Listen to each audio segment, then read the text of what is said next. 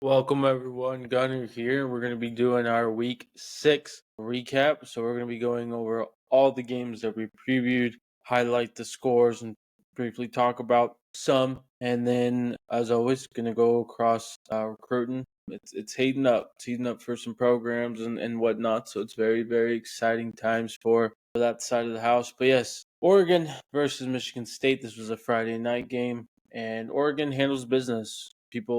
This week overall, man, it was obviously a crazy week. Week that we didn't expect, but this was the week that some schools looked past and was looking towards the next week, which is this upcoming week, which we will preview as always. But yeah, shout out for Oregon. They covered, they did their business, and now they have a huge test at home against Ohio State. Next one here was a shootout. I was pulling for my hometown team, Syracuse versus UNLV. Final score 40-41 in overtime, and Syracuse just pulls through, man. Just what a gut-wrenching loss. Tough one, but thing is with UNLV, even Syracuse, they have everything in front of them in terms of their conference, and they can, both really make a run. So both teams, obviously, Syracuse is feeling good, but UNLV should still feel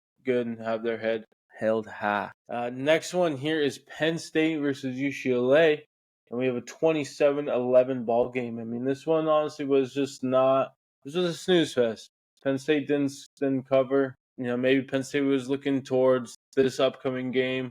Maybe it could be us not giving enough credit to UCLA, and I'll be the first to mention that. But I'm just still trying to figure out Penn State. I guess is why I'm just so not confused, but just yeah, just confused is the word. But shout out to them. At the end of the day, guys, is football, right? Just win any result. So, and this game, man, this game we thought was going to be a lot closer. Pretty much the only matchup that was two top 25 teams, if I'm not mistaken. I believe so. And A&M just ran through Mizzou, 41-10. And this is even with Connor Weigman back. It's just Mizzou definitely not the team that we all thought, right? Going into the season and stuff. And so they're going to be bounced back quite a bit. And, they have a tough road. I think they're going to probably be in the middle of the pack probably this year, based on that result. So huge win for Texas A&M. Looks like Elko's the guy. Elko's doing the thing.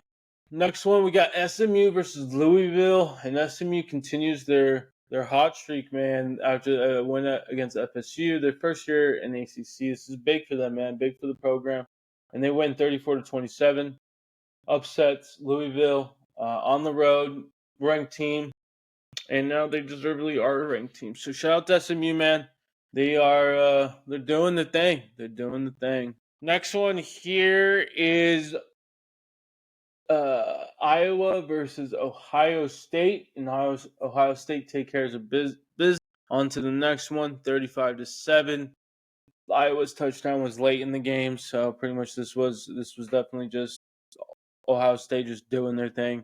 Shout out to Jeremiah Smith, man. He's a dog. He's a dude, and insane. Next one we got is Auburn versus Georgia, and the final score was 31-13. Pretty much just Georgia did enough to get the win. They covered, I believe, my understanding as well.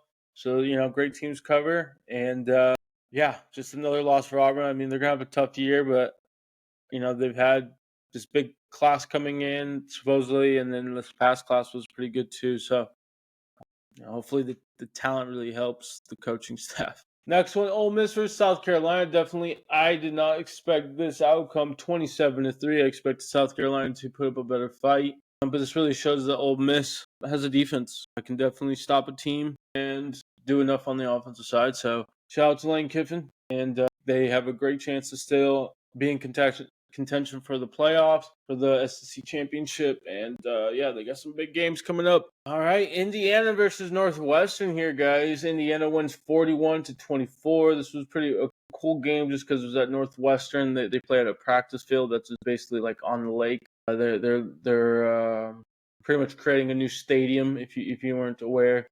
And they 6-0 first. I believe this is the first FBS team to be eligible for a bowl game. You have to win 6 games, unless they kind of overrule that towards the end. Sometimes they bring some 5 and 7s depending on bowls. But anyway, yeah, shout out to Indiana, man. Curt Cignetti is he's a winner. He's a winner. So he's doing his thing. Definitely. Next one is Bama versus Vandy, gentlemen and ladies. Vandy upsets Alabama after their huge win against Georgia, 40-35. This was, man, everyone was watching this game. Everyone seemed to be watching this game. It was getting towards the end is when I had to man, do I start watching my Trojans or not?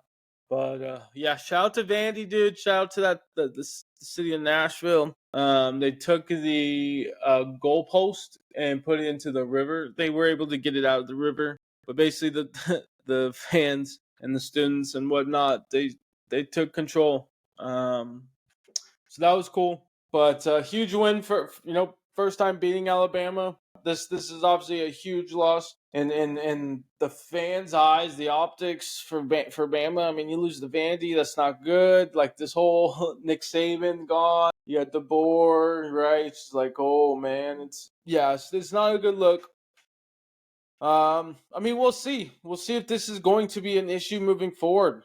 Looks like at times this defense can get sliced and diced. So now the question is what Bama team are you going to see? Are we going to see the Bama team we saw at Georgia versus Georgia, or we're going to see this Bama team? And now if you go back to the Georgia game, they let them back in, right? So Bama might have some shootouts this year is kind of where I'm alluding to. So very fascinated to see what's going on there. Next one here is Clemson versus FSU, and Clemson take care of the business, 29-13, and Clemson just continues to win, and Florida State continues to lose. Utah State versus Boise State, and the final is 62-30. Genty, dude, he first carry was like a 63-yard touchdown.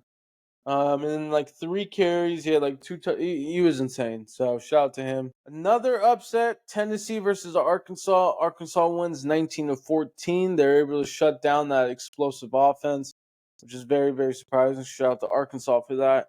And I know Nico had a very dumb play at the end, but he'll bounce back. Still young. Still a shocker to me, honestly. Washington versus Michigan. Washington gets it done and beats Michigan. Another upset, 27-17. I understood that this game was at Washington, and it's a hard place to play there. I totally understand.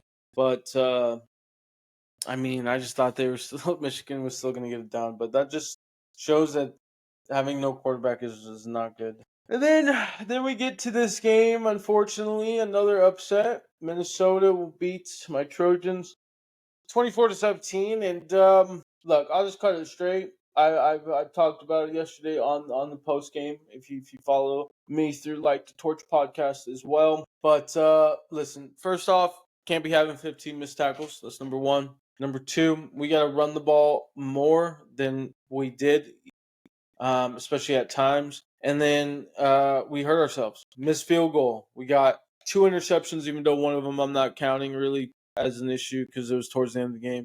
Fumble, right? That first interception, it was 3rd and 4. We should have ran that ball. Let's be honest, right? Play calling as well. All these factors are really why we lost. And again, that's where we're at. So we'll bounce back. Big game coming up here this weekend, and hey, everything is still in front of us. Next one here is Baylor versus Iowa State. Iowa State take care of business, guys. 43-21. They are rolling. I mean, they are really rolling. So they're a very sneaky team to win the Big 12 here. And then lastly, before we get into recruiting, guys, is Miami versus Cal. This was the Coke versus the Woke.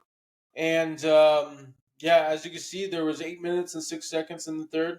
It was the 35-10 was the score for California over Miami. Final score 39-38. Miami scores 29 unanswered, which is insane. I mean, shout out to Cam Ward for that performance. But I mean, Miami just scrapes by again, man. 2 weeks in a row. I mean, this is a huge win going across country and playing the this type of game. The travel does affect people in the games and stuff. Like I've seen I've seen basically teams that have to travel two or more time zones. They're like under 500. Like it's like 1 to 2 wins and like 8, 9 losses or eight. It's not good. So it's definitely something that will be studied and focused on. I'm sure as we continue in these conference realignments. All right, guys, we're gonna get into some recruiting here, and then we'll get you on your way. I hope you guys enjoyed so far this recap. I mean, just man, a lot of upsets. What you want as a fan of college sports. It sucks that my personal team was part of that, but hey, we move on to the next opponent.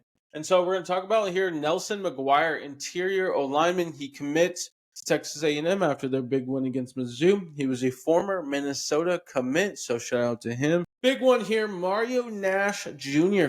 out of Mississippi, tackle. He decommits for Mississippi State. They're struggling. And team to watch is Florida State. He just visited over the weekend, so I would anticipate him to go there. 2026 kid here, Jamal House, tight end. He commits to the Gamecocks over Virginia Tech, Louisville, and Cincinnati. Big time player here. This was the number one player in the 26 class. He has now reclassified to the 25 class. And it's basically down to four programs here. It's going to be, he's a Louisiana kid, so LSU, USC, Ohio State, and Oregon. I would say right now it's those first three teams have a chance to get him, and then Oregon. I do think Oregon has a lot to gain, and that could be shored up, in terms of NIL, in terms of his visit, just based off the visits. He's going to be going off Oregon first, LSU next, Trojans third, and then ends at Ohio State. So Ohio State's, I think, the dark horse. People still think though that he will end up at LSU, staying home, that type of factor. And then obviously you can't sleep on the Trojans. His relationship with Eric Henderson, Clyde Alexander, who is pretty much a father figure, I would say, to Jakeem Stewart. He's very close to Henny as well. So it's open, it's out there, and we'll definitely keep you guys updated on that situation as always. Malik Clark, wide receiver, we mentioned him. I believe he reclassified or decommitted. He did decommit, so it was the decommitment. I apologize. Wide receiver, former FSU commit. He will be committing to South Carolina Gamecocks. So great start for the Gamecocks, and I believe we even have one more. So just a great overall weekend for the program at South Carolina. Usman Kroma, running back. And I apologize for saying your name. Most likely I said it wrong, and I apologize. Commits to Georgia over Auburn, Tennessee, and Florida State. Jordan Gidron, wide receiver. He commits to the Gamecocks over Auburn and Ole Miss. Malachi Toney, 4-star wide receiver. He recently classified, if you don't recall. He has decommitted from Miami. So he is in the 25 class now. He decommits. So watch out for Bama, Oregon, and Florida State. I'm sure a couple other schools might get involved, but right now those teams are in the lead. And then lastly, shout out my Trojans as always. Floyd Bucard, a former OU commit, has committed to the Trojans and this defense. Very excited to have him as we need to bolster this depth and the defensive line. Once we will get bodies in this room, it's definitely going to become more elite and whatnot. So excited to have him, and I can't wait to have him on campus. So guys, this is our recap for week 6. We'll have a week 7 preview later this week, so stay tuned for that. And as always, enjoy the rest of your day and week. Peace.